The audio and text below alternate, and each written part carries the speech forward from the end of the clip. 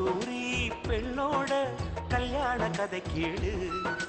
தம்பிக்கும் தங்கைக்கும் இவதான் தாய்ப்பாலு.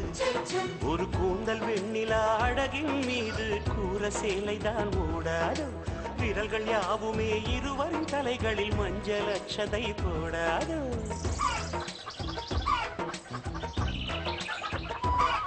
ஒரு காற்றை போலவே துள்ளி குதித்தே கல்யாண பெண்ணாயானாளே. 7 வண்ணத்தை எட்டி பறிக்க வானத்தை தாண்டி போனாளே. மூடாமலே விழி மூடாமலே திருமண கனவுகள் கண்டாளே. கஸ்தூரி